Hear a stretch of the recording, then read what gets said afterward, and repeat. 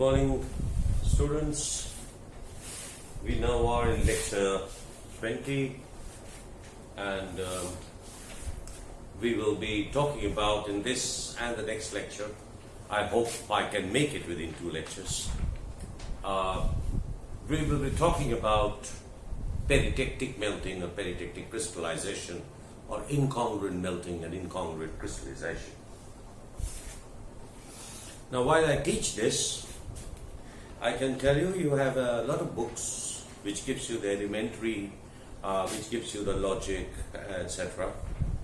But there are several finer points that I would like to tell you. And first we will talk about crystallization, as always, because it's easy to grasp it. And then we will switch over a little bit of melting, but I will leave a part of it because now I've been talking of melting. So you should be able to do it now on the melting part. But I will initiate the discussion on the melting part as well. So we will be starting with the binary phase diagram, and then we will have the ternary phase diagram. So let's start with the binary phase diagram. The important point that needs to be noted here, that if we talk of crystallization, then a mineral A reacts with melt to produce a mineral B. That's what is incongruent crystallization, peritectic crystallization, where a mineral A reacts to form a melt, reacts with a melt to form a new mineral B. If you take it in the opposite sense, then if you have a mineral B, then at some point of time or some point of its history of melting, it would produce this, where you have B, a mineral. It doesn't melt to a melt of its own composition, but a mineral plus a melt. So the melt does not have the same composition of B. And here mineral A does not have the same composition of mineral B. That's essentially the sum total of that. Now, I will draw a phase diagram. This phase diagram is very famous. It's called the phosphorite quartz binary phase diagram. Very famous, of course, and most of you have read it. But I guess there are many finer points that need to be detailed to get a full grasp of the whole thing. So I will draw the diagram in the first place, and then we will discuss. So the phase diagram looks like this. A binary phase diagram, where this is phosphorite, essentially Mg2SiO4, and here you have, I'm writing silica or SiO2. Why silica? Because there are not only quartz but also tridymite and cristabolite that come into the phase diagram. Of course, I will not be dealing with that because that comes under a different proposition. I will not talk about that. That's not the main focus of the phase diagram, but we will talk about the other part that is more interesting. So now, if you look at the phase diagram very carefully, you will see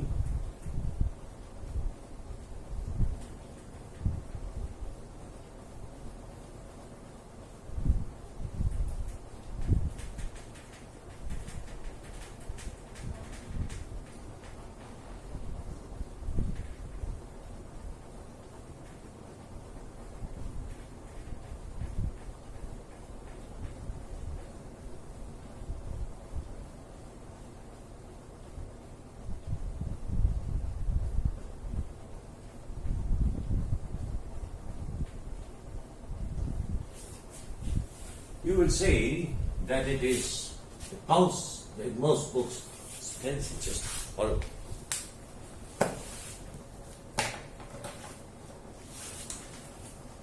most places you will see it's written forsterite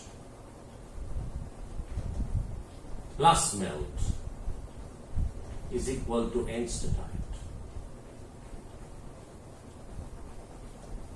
This melt is nothing but SiO2. This melt is nothing but SiO2. And enstatite is plotted here.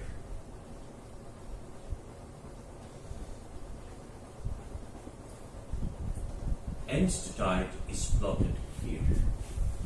Now my first question is, why is enstatite plotted here? Forsterite and quartz react to form enstatite, and the plotting position of enstatite is here, where this axis is weight percent oxides.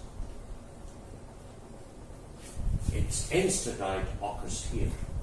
So if I write this reaction, Mg2SiO4 plus SiO2, and this is melt, not mineral, is equal to 2MgSiO3, or this you can write also as Mg2Si2O6. This is what is written here. But the plotting position of forsterite is here. The plotting position of SiO2 is here. The plotting position of enstatite is here at 30. Very, very close to 30. First question is, what? Why is it plotted at this point 30? Why not 50? Why not 80? Is it a divine intervention? The answer is no. It comes from a very scientific, very logical theory. It is, if I give you the atomic numbers of magnesium,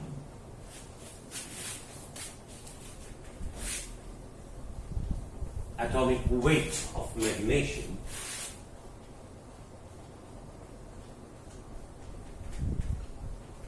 Mg, the value is 24.305, silicon 28.09, and oxygen is about 15.9999. That's the value. These are the atomic weights of oxygen. If we sort of generalize it, this becomes 24, this is 28, and this is 16. So the molecular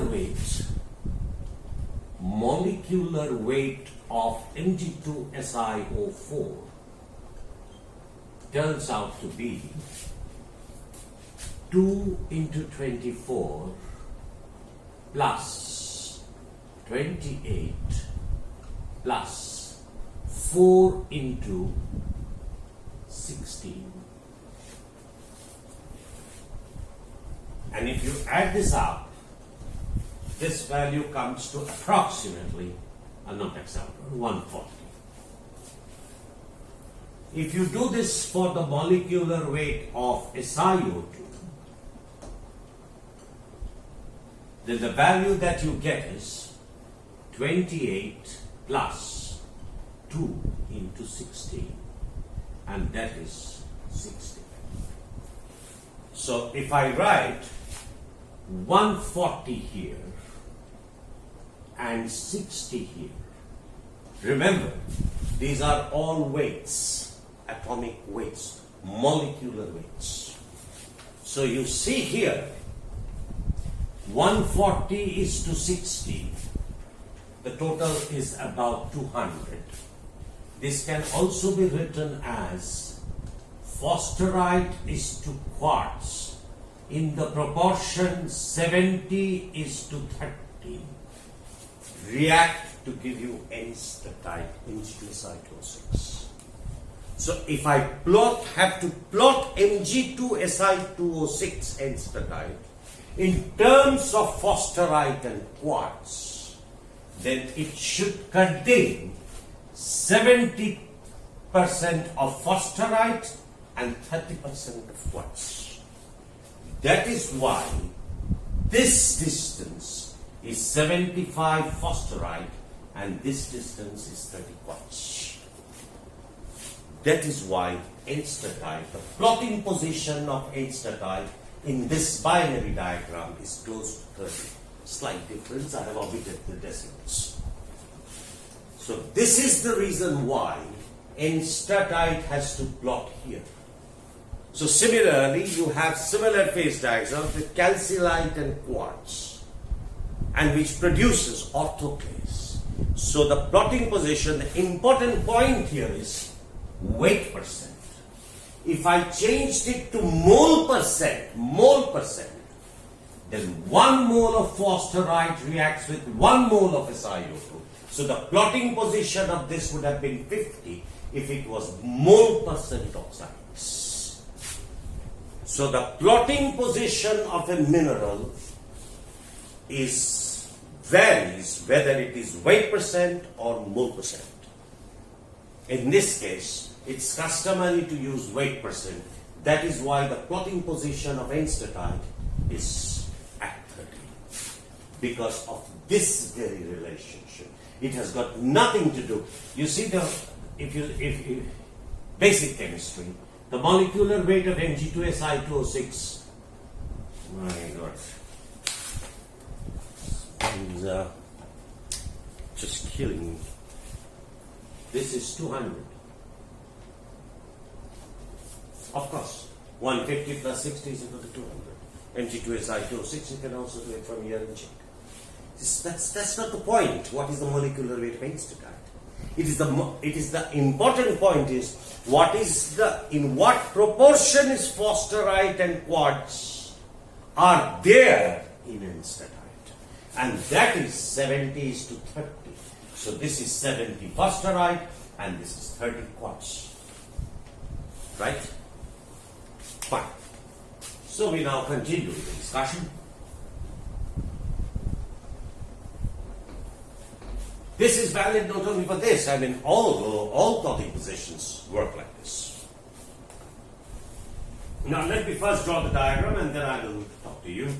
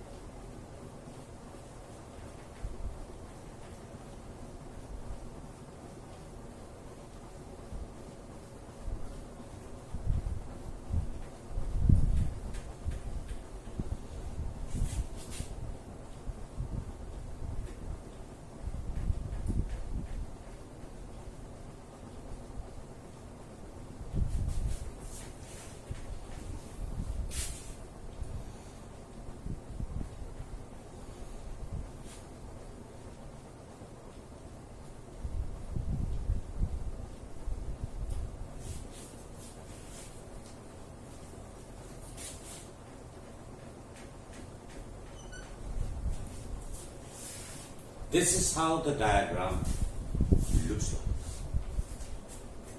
So this is the temperature of melting of phosphorite, and this is 1890 degrees centigrade. This is 1713 degrees centigrade. This is the temperature of melting of SiO2 polymorph. Okay. Now quartz. This temperature is 1557 degrees centigrade. These are all at 1 atmosphere. This temperature is 1543 degrees centigrade. This temperature is 1543 degrees centigrade. You must have seen now that this is the temperature of the eutectic. Temperature of the eutectic of what? Astatite SiO2. This is the temperature of eutectic of enstatite SiO2. And this is the temperature of peritectic phosphorite enstatite. Temperature of the peritectic phosphorite enstatite is this. This is the full diagram. I have drawn this in a broken line. Why? Because there are several phases that come in, like tridymite and cristobalite. But I am not interested in that at the moment, so I have kept it as a broken line.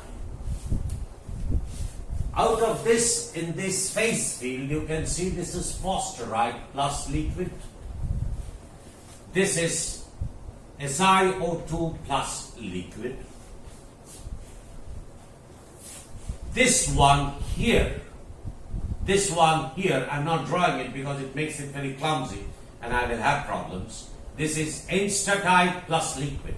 At this point, enstatite plus liquid. This is enstatite plus forsterite. And this is enstatite SiO2. Or I will say quartz, but it comes normally quartz, but it is SiO2 polymer. So this is how the phase diagram looks. And we have to try and understand how crystallization actually proceeds. I will draw this diagram, this part of the diagram, slightly separately so as to amplify it.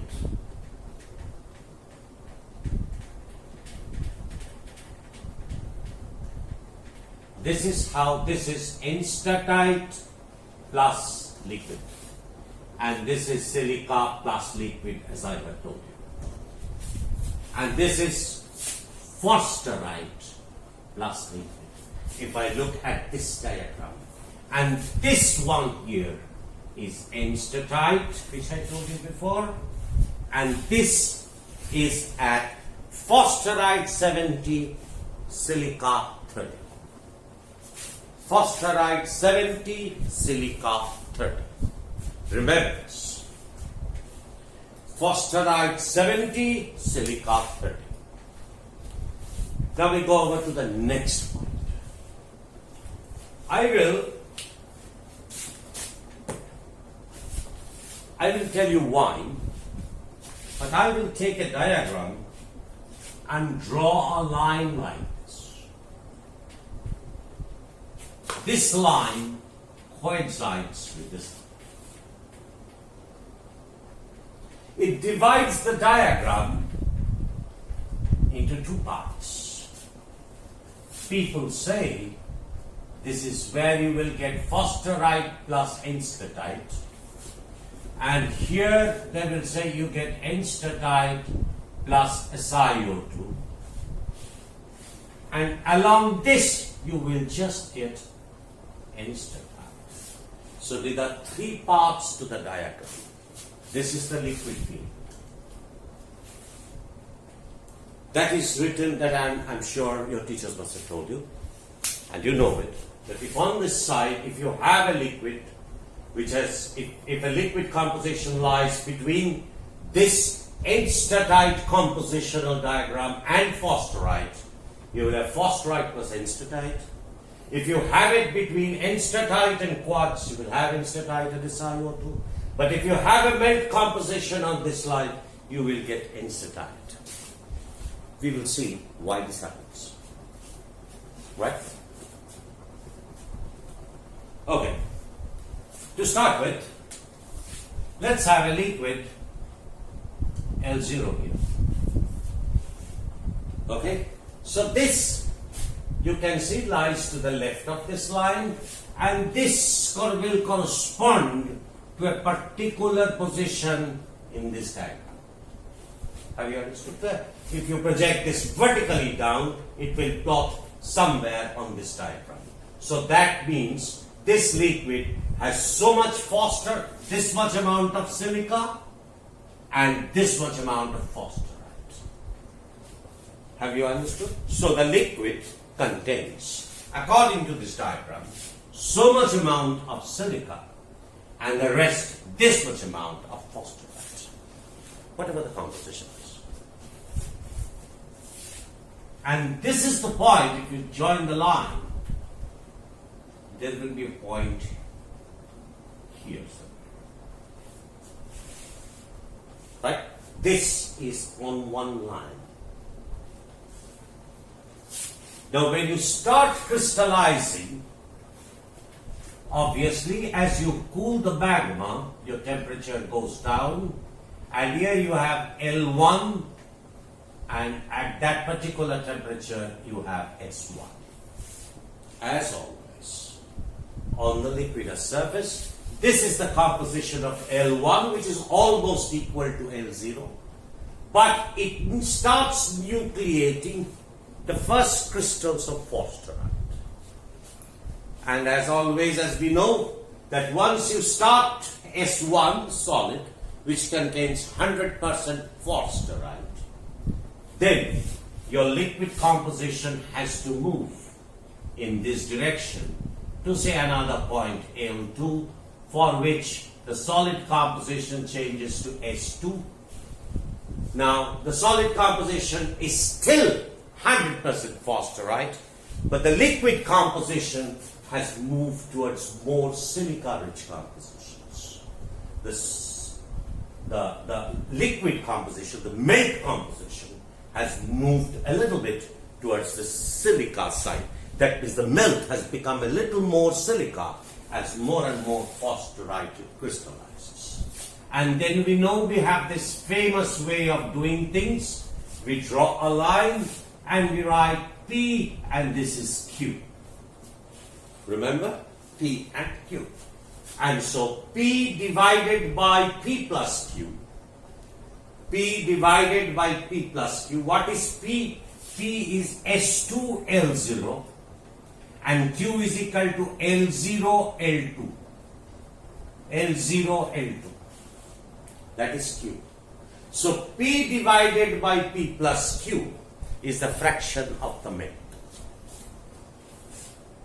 And Q divided by P plus Q is the proportion of the solid, the proportion of the solid. And this is the temperature at which crystallization is occurring. You all remember now that if you take this back, when Q becomes equal to 0, is no more S1, and you will move out, leaving the liquid surface, because if you have no more solid, the melt does not have any right to be on the liquids. Right? Now, so going this way, what will happen? We will ultimately reach here without any opposition, and we can reach L3, and this will be S3. This will be L3, this will be S3. And this line, can you see that? This line will join in, and you will see the proportion has Q.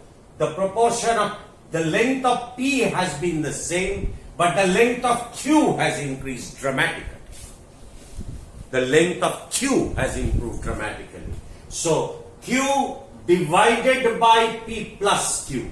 Q divided by P plus Q gives you the fraction of the solid.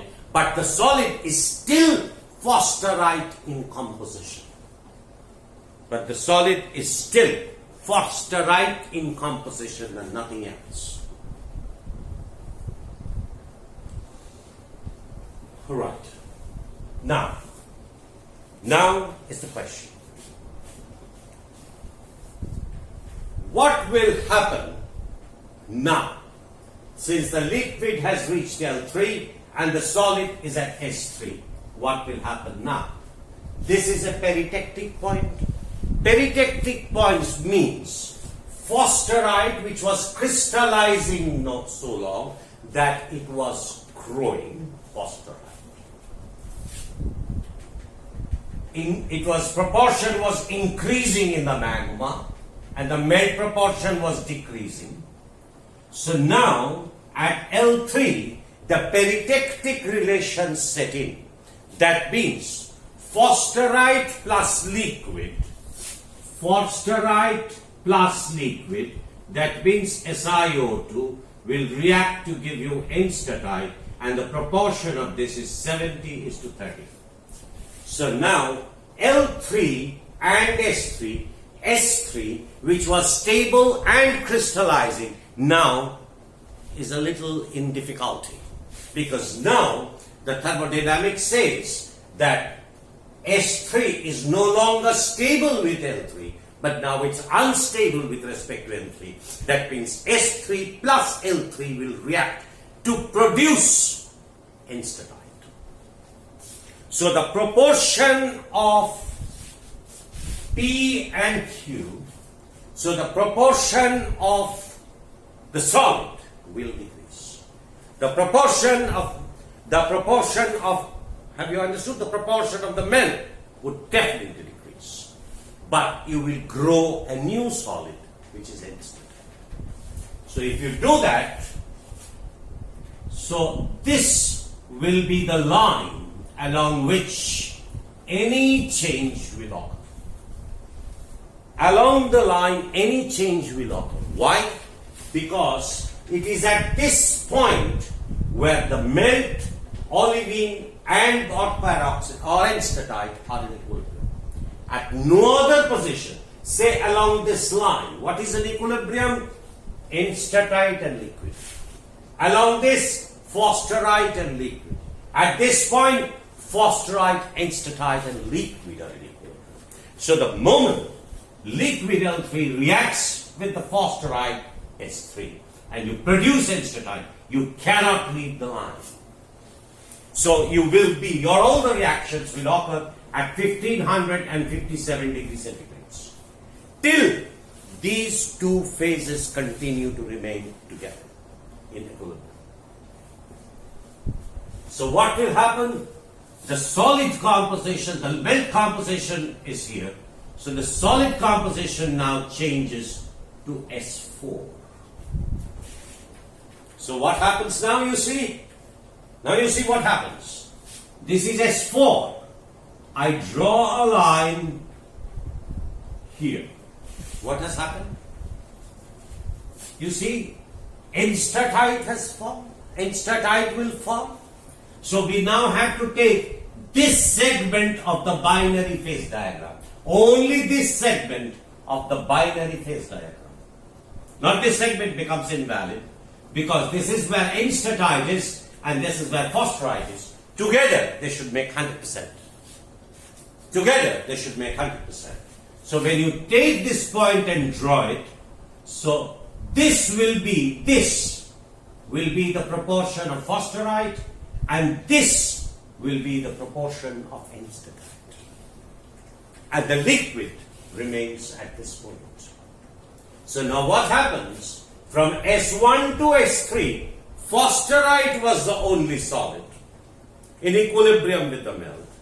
But at 1557, at the peritectic point, the liquid L3 reacts with forsterite in the ratio 70 forsterite, 30 quartz or melt, in that proportion, and produces enstatite. So now you have a melt react, you have a situation where you have forsterite, enstatite, this link to the binary. This is 100%, not 30, 100%. And this line joins here. So you can take this divided by this length, and that should give you the proportion of enstatite. Have you understood? So once more, if I write this as X, if I write this as X and this as Y, then X divided by X plus Y, and this should give you the proportion of enstatite. The rest is forsterite. And what is the proportion of the melt and the solid? What is the solid now? The solid contains a fraction of forsterite and a determinable fraction of enstatite, but it is in equilibrium which liquid? The liquid of this composition L3. Have you understood? Is this composition of liquid L3? And what is the proportion of solid? Yes. Now this becomes P and this becomes Q. So P divided by P plus Q, you can see although the composition of the melt remains the same, the proportion of the melt is decreasing. But you can see Q, the length of Q is the same. But when you take Q divided by P plus Q, then the proportion has changed. Proportion of the solid has changed. Q divided by P plus Q, this proportion has increased. So that means the proportion, the melt proportion is decreased, so the solid proportion has increased. And what is the composition of the solid? Given by this is to hold this, and that is the proportion of the solid. So now the next question that is always asked, when will this continue? Of course, when will this continue is a good question. And the answer is also very simple. The answer is, when will P will become 0? When will P become 0? When S4 reaches this point S5. This 5.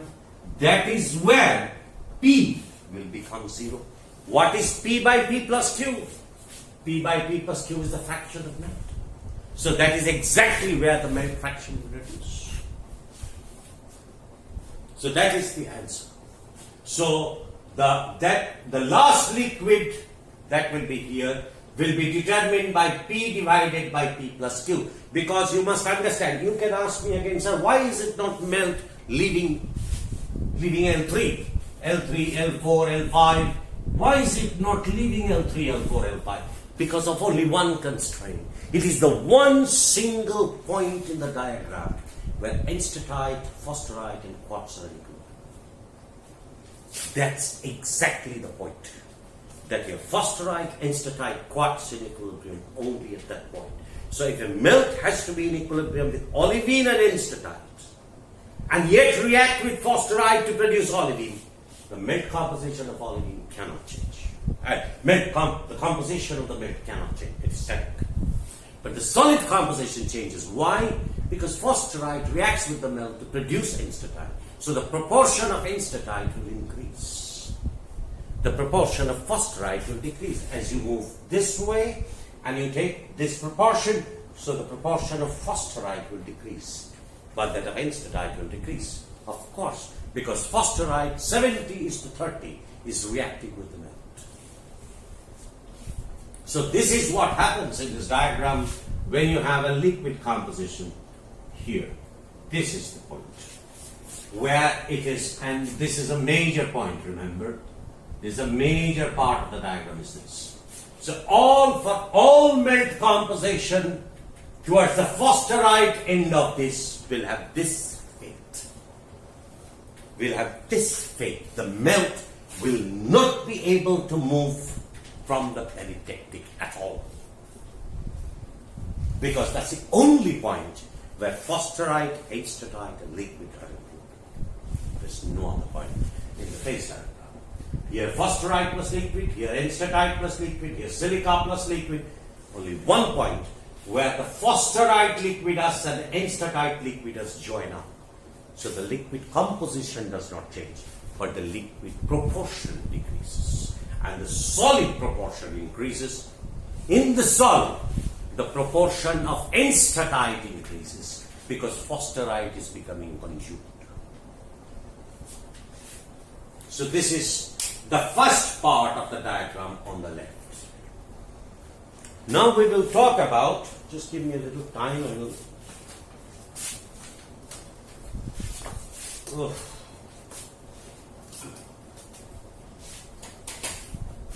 I will try and erase the slides a bit.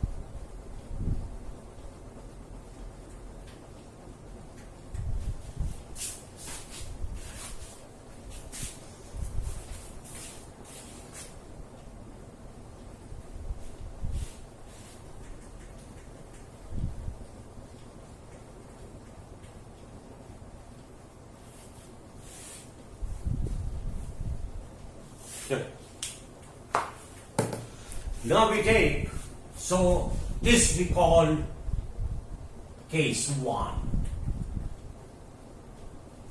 Phosphorite instantite. We have discussed case 2.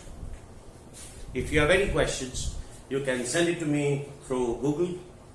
If I can answer this using a text, I will do it, or else I will take an extra class so that if there is any problem, I can explain it to you. I think you should not have any problem. But anyway, I leave it to you. Now, this is case 2. Let's say you have a liquid composition L0. So that is interesting. You have an L0 composition which is essentially, you see, it coincides with enstatite. That means it's an enstatite liquid having enstatite composition. But there is no enstatite. There is phosphorite. This, if you draw a line here, 70% phosphorite, 20% quartz component, quartz molecule. 70% phosphorite molecule and 30% quartz SiO2 molecule. It doesn't have enstatite. But the overall composition of phosphorite and quartz is in the ratio 70:30, and enstatite molecule is not there at the moment. It is only phosphorite and quartz as the two elements. So once again, if we start crystallizing here, then we are here, L1, S1, I'm not amplifying, L2, S2, and we are back again, L3, S3. Now we start. What is the composition of your rock? The composition of your rock is phosphorite. S1, phosphorite. And if I take this as P and this is Q, you can see P and this is Q. Remember, this is the initial composition. This is the initial composition. So this is P and this is Q. So what will happen? This much fraction, P divided by P plus Q. P divided by P plus Q is the fraction of melt. Q divided by P plus Q is the fraction of the solid. And the solid consists only of olivine. But when the solid composition reaches here and the liquid composition reaches here, olivine or phosphorite is no more stable in equilibrium with liquid. Enstatite has to come in through a reaction relationship. Phosphorite plus liquid is equal to enstatite in the ratio 70:30. It will react in the ratio 70:30 to produce enstatite. And again, the liquid composition will not leave this point because it is now has to be in equilibrium with phosphorite and enstatite. So now what's happening? So S3 then has to move this direction as before. Let's say S4, and this will be then the composition of enstatite, and the remaining, this divided by the whole, will be the fraction of phosphorite. So the rock now, which is S4, will be composed of enstatite and phosphorite, but the phosphorite content has to decrease for the simple reason because you're reacting phosphorite to produce enstatite. And the liquid composition remains here, L4. And as phosphorite moves here, you can see this is S5 and L5 still here. Then you see then you draw a line and you can see 20 divided by 30. That means 20 divided by 30. That means 2/3. That means 66% of the rock now is composed of 66.6%, or 7% of the rock is now constituted of enstatite. And when will this stop? Very simple. When S5 reaches this point. Of course, that's where P, the P divided by P plus Q, the fraction of now, will become 0. will become zero, where the last drop of liquid will be exhausted. Last drop of liquid will be exhausted. So, when S, say for example, this is S6, now you see, your solid composition has reached S6, and so your composition is now enstatite. You only have enstatite in your rock. You have no olivine, no melt, because the melt is exhausted. When you do this, your S3 has moved to S4, S5 and S6, and your melt composition has persisted at L6, and so therefore still you will have melt. So that is why the rock will contain only enstatite, and the last drop of melt would be the composition of the peritectic. Last drop of melt will be the composition of the peritectic. What is the composition of peritectic? Simple, draw a line here. And find out in terms of fosterite and quartz. And you get the composition of the melt, which is the peritectic melt, in equilibrium now with fosterite and enstatite, but fosterite only is just exhausted. So that's where it simultaneously gets exhausted. Okay, then we come to case 3. And again, I have to erase, so please bear with me.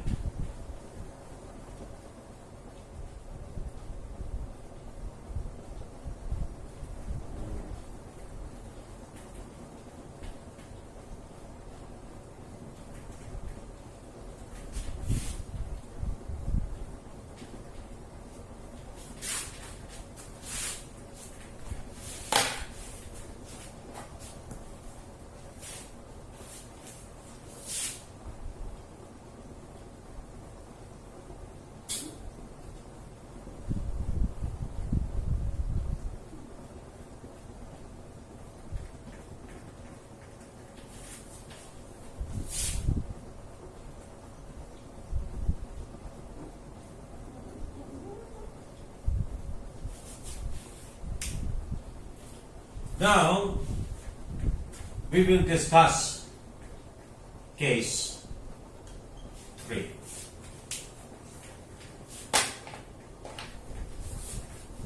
This is the line which is the most critical line on the phase diagram. Now say we are on the right hand side of this diagram.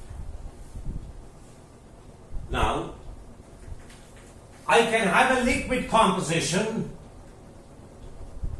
between the composition of enstatite and the peritectic composition. Yes, I can have a liquid composition between enstatite and the peritectic point. I can have a composition between peritectic and the eutectic. Is it all right? And I can have a melt composition to the right side of the eutectic. This is the eutectic. So I can have compositions. There are 3 subcases, but each of them will give you similar results. One is a composition between enstatite and the peritectic, between the peritectic and the eutectic, and beyond the eutectic. Now, I will discuss the first one. This is easy to understand. Beyond the eutectic. You start crystallization here. If you have a liquid of this composition, it will start to crystallize SiO2, and here you will have a eutectic, and it will never rise to this temperature, so it will co-precipitate enstatite and silicon. So, I mean, if it is more than eutectic, so the composition is on this side. So you start with quartz as the early crystal, and then the melt composition reaches the eutectic when enstatite joins quartz, just like a simple binary eutectic. No problem. So this is very simple. We do not need to discuss this. Between peritectic and eutectic. So you can have a composition which is something like this.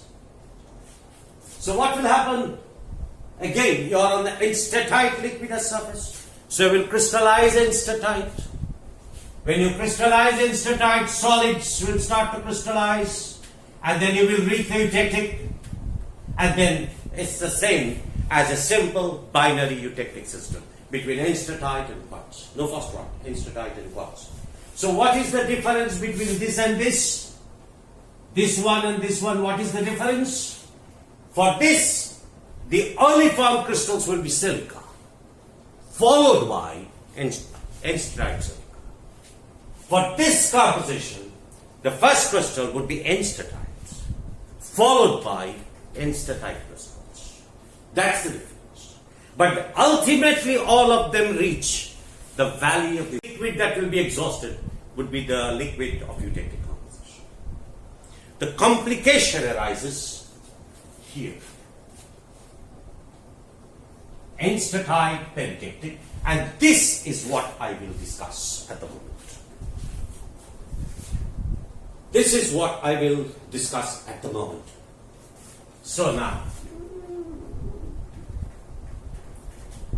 I have taken a liquid L0 and let's say it hits the phosphorite liquid. You see, the composition of L0 is between enstatite composition and peritectic composition. So the initial melt composition will be this one. L1, S1, and you will start crystallizing phosphorite. Start crystallizing phosphorite. And the liquid will ultimately reach this point, which is L2, this liquid, where the solid will be S2. Right? But now mark a major difference. Okay. Just say, if I project L1, this projection of L1, it will be here. Do you understand? It will be here. It will be to the left-hand side of the peritectic. Left-hand side of the peritectic, but on the right of the enstatite base point. So the projection of L0 is here. Remember this. So now what will happen? When as the melt reaches the peritectic point and S2, we have early olivine, S2 starts reacting with the liquid at the peritectic. Obviously, because the peritectic is a point where enstatite, phosphorite and melt are equal. So, as soon as the melt reaches the eutectic, peritectic, the solid starts to move in this direction, say S3. And your liquid composition continues to be at L3. And your composition of the solid you can find out from this. Have you understood?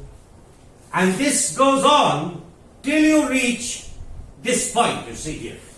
At this point you see here, you reach this point. Ultimately doing this, you will reach this point. This is P, remember, this is P.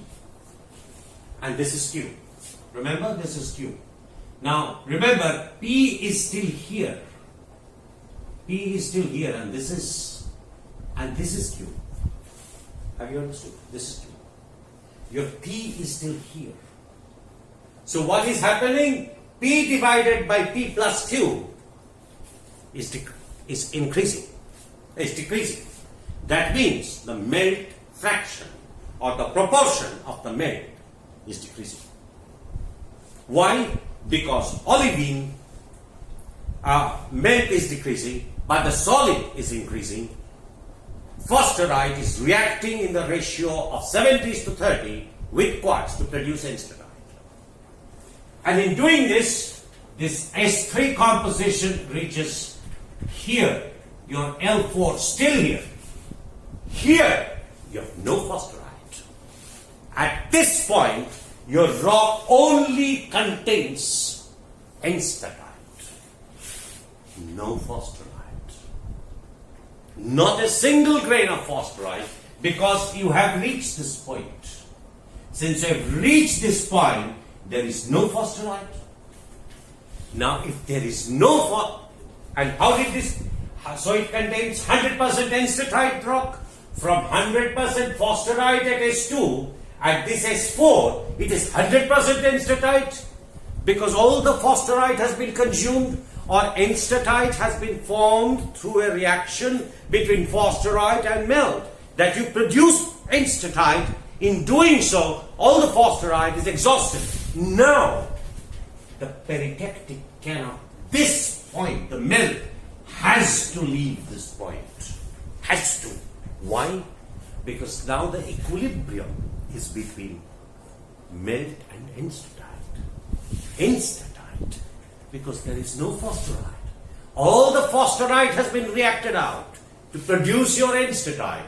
And now your melt has enstatite plus liquid. No fosterite. Do you understand this? So there is no compulsion of the melt to be at P. Because fosterite isn't there, it has been reacted out to produce your enstatite. And so now the melt has to move away from the peritectic towards the eutectic. And then again, you can see what is happening. Now it's back to the eutectic. And when the melt reaches here, and this is your L0, remember, this is your L0. Remember, this is your L0 between enstatite and peritectic. So if it is at this point, then your melt now starts to crystallize enstatite directly from the melt. Now the enstatites that you will see are direct crystallizations from the melt. The earlier enstatites were produced by a reaction between fosterite plus liquid gives you enstatite. Now, once the melt leaves this peritectic, you will crystallize enstatite directly from the melt.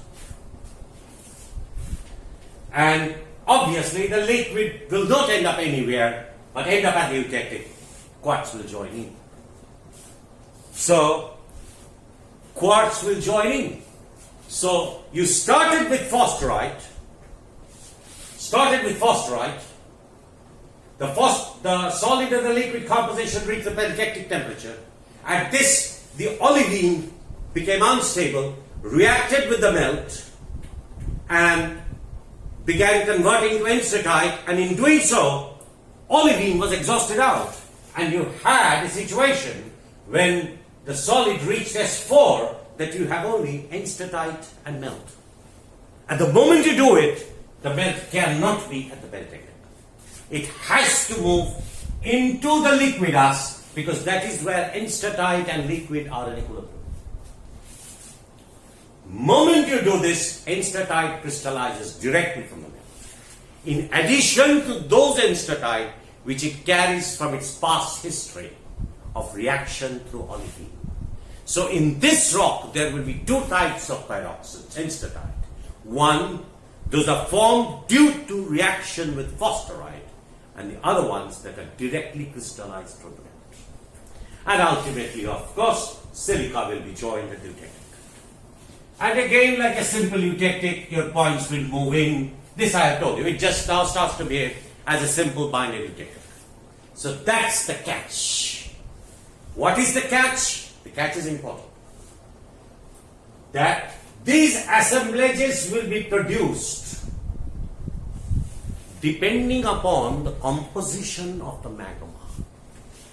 Whether the magma composition is on the left of the enstatite, between enstatite and peritectic, between peritectic and eutectic, and beyond to the right of eutectic.